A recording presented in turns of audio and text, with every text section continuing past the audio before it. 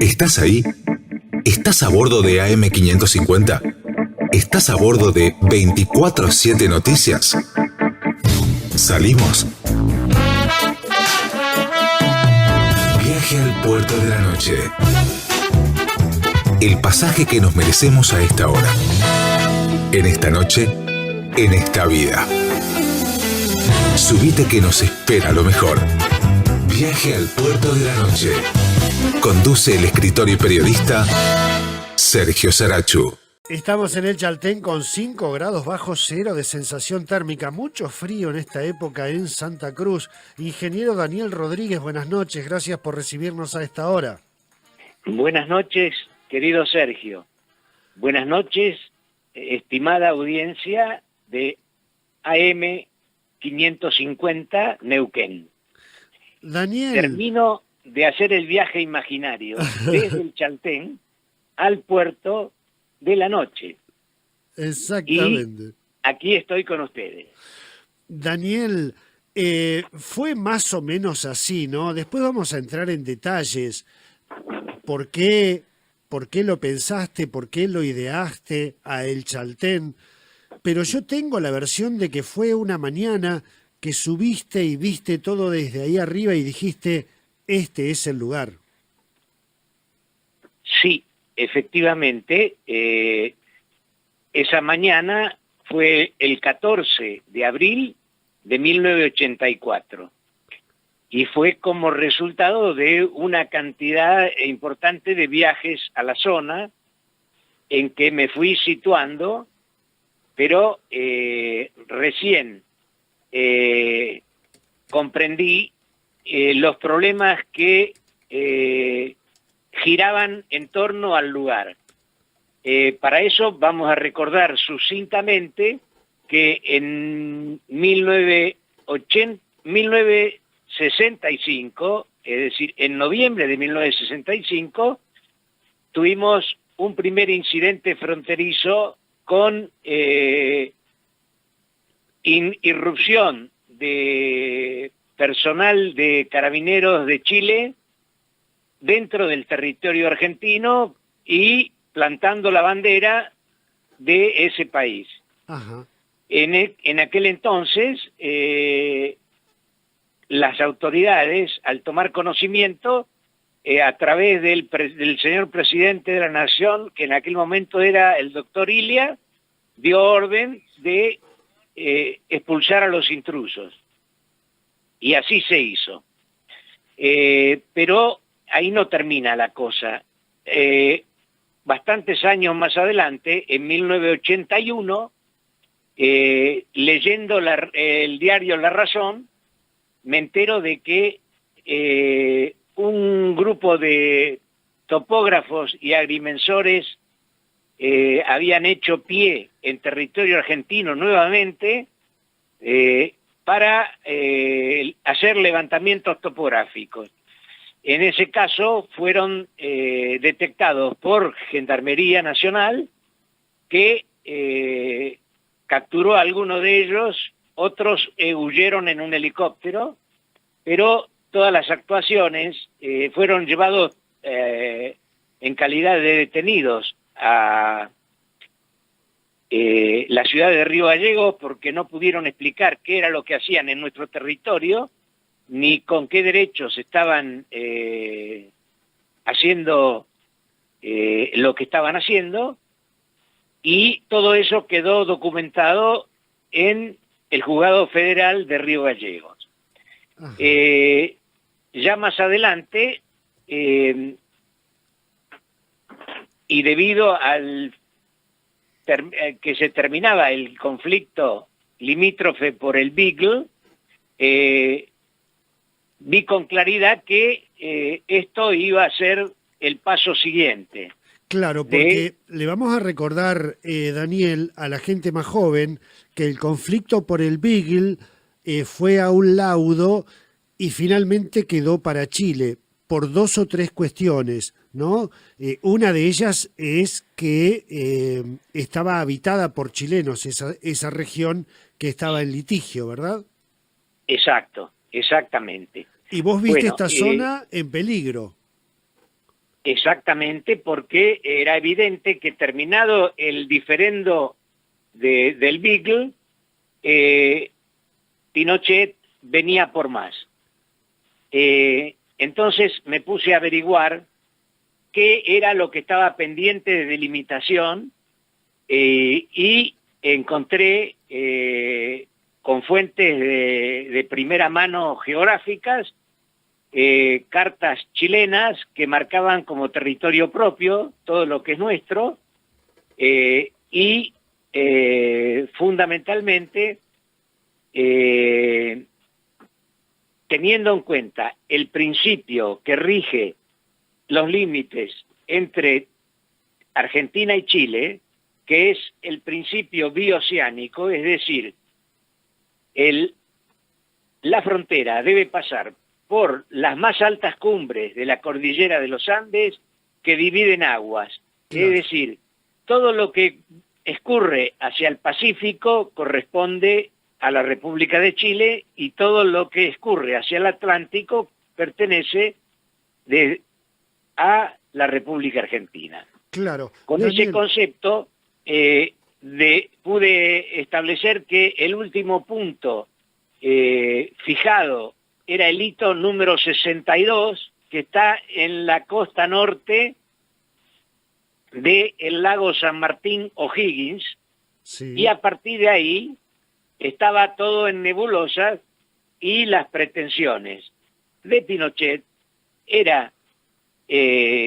tenía una línea de máxima y una línea de mínima. La línea de mínima pasaba por el río el lago del Desierto y el río de las Vueltas, como una bisectriz, y se continuaba hasta los Baguales, prácticamente hasta el Paso Zamora.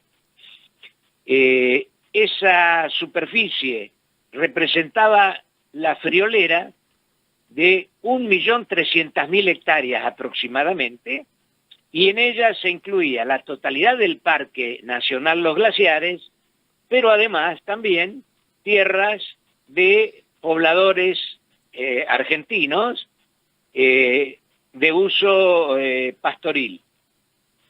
Así que en ese marco, cuando vos ves todo esto, advertís todo esto, te subís ahí arriba, ves ese río, ves ese lago, decís, este es el lugar. Pero hay, bueno, me parece en ese momento dos inconvenientes. Primero, que pertenecía a parques nacionales. Y segundo, que había que esta idea tuya llevársela a alguna autoridad para que la pusiera en marcha, ¿o no? Exacto, porque yo en aquel entonces tenía un cargo en la Administración Pública Provincial, era secretario de Obras y Servicios Públicos, pero no tenía facultades para nada más que mis funciones. Claro. Pero esto era una preocupación de tipo ciudadana, y habiendo tenido en el año 78, habitaba en Río Turbio, y la noche del 23 de diciembre del 78 estuvimos al borde de la guerra. Estaba todo para que empezaran los fuegos de artificio. Sí, y yo dije, esa vez casi entramos en guerra.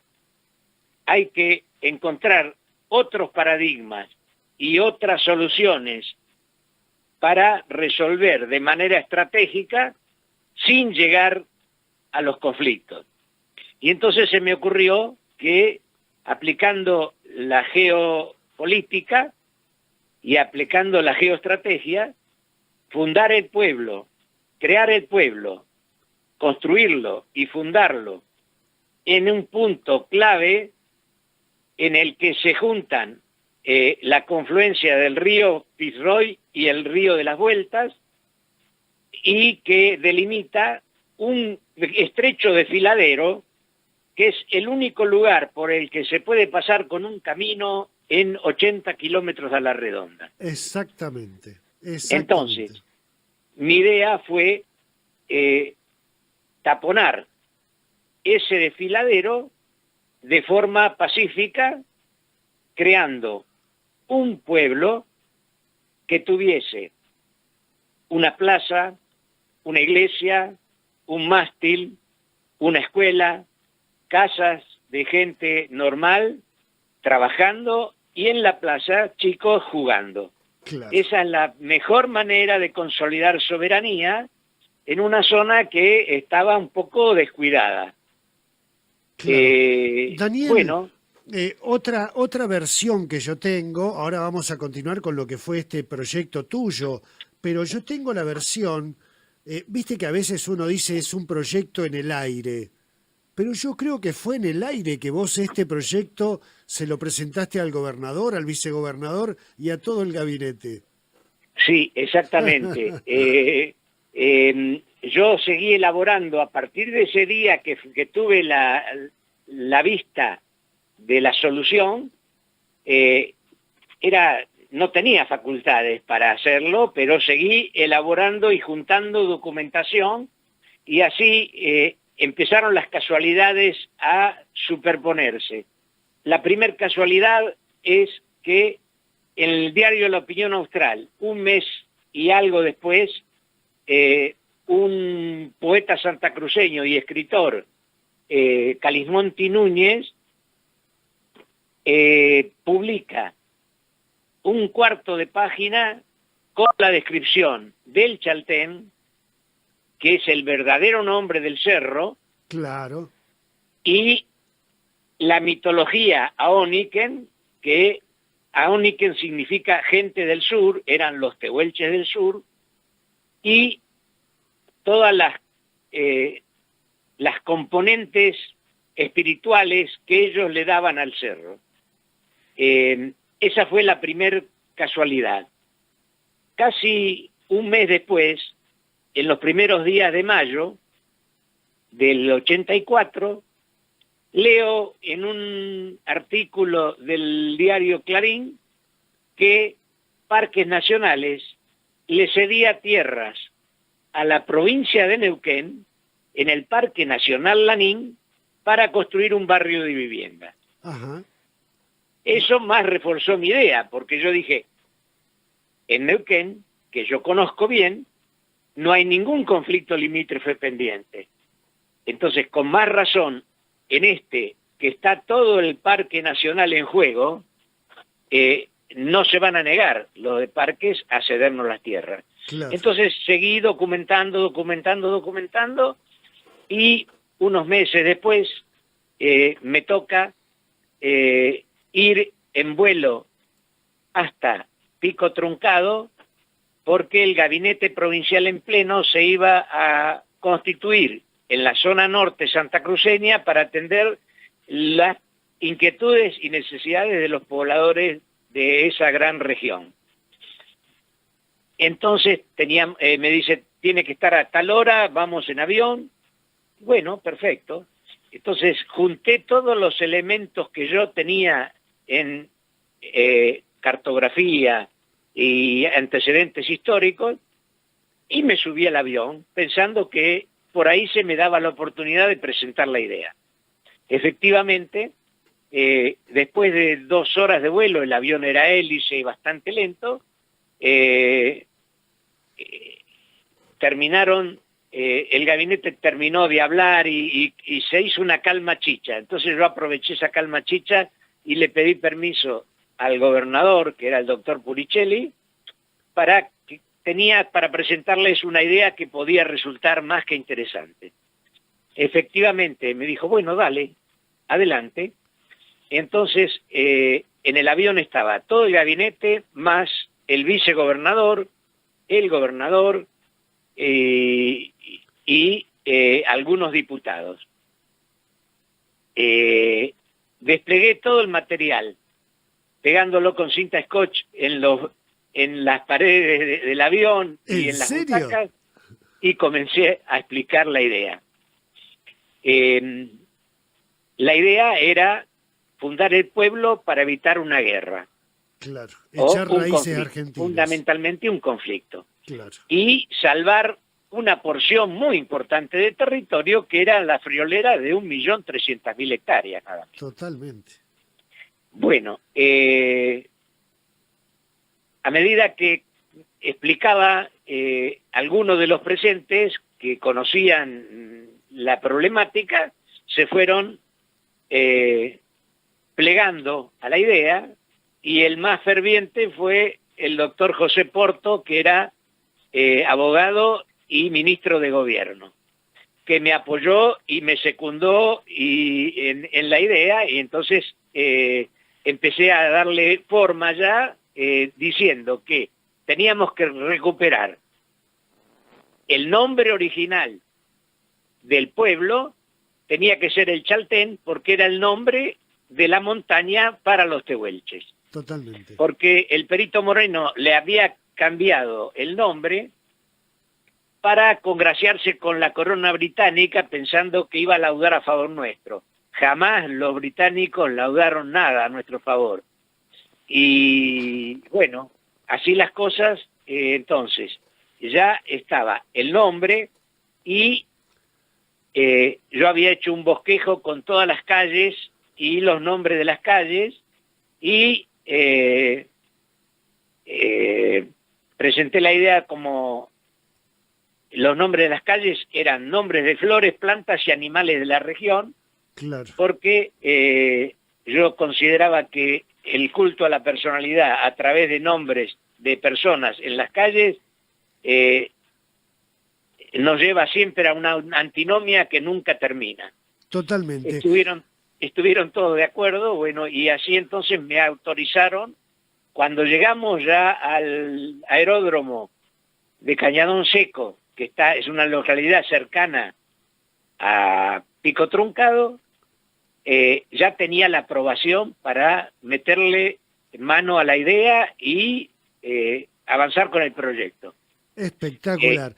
Le quiero recordar a la audiencia que estamos en el Chaltén, estamos hablando con el ingeniero Daniel Rodríguez, que nos está contando esta intimidad de cómo pensó, ideó y llevó adelante la construcción, el surgimiento de la localidad del Chaltén. Daniel, han pasado 36, 37 años de aquel momento en que a vos se te ocurrió que debía haber raíces argentinas allí, en este pueblo del Chaltén. Han pasado estos años, ¿cómo lo ves? ¿Cómo sentís que germinó la idea tuya de echar raíces argentinas ahí? Bueno, la idea germinó como germinan las semillas. Al principio cuesta mucho, Claro. Parece que nada avanza, y había una campaña de un grupo de gente no muy identificada que se oponía a la construcción del pueblo, pero que suponemos de dónde venían las intenciones. De todos modos, a pesar de todo ello, el pueblo, después de 2 o 3 años de existencia, ya con casas construidas y con algunos servicios, comenzó a funcionar y fue tomando cuerpo gradualmente, hasta llegar al día de hoy en que tenemos una ciudad prácticamente pequeña, pero ciudad turística, que se autosustenta a través de la industria del turismo, y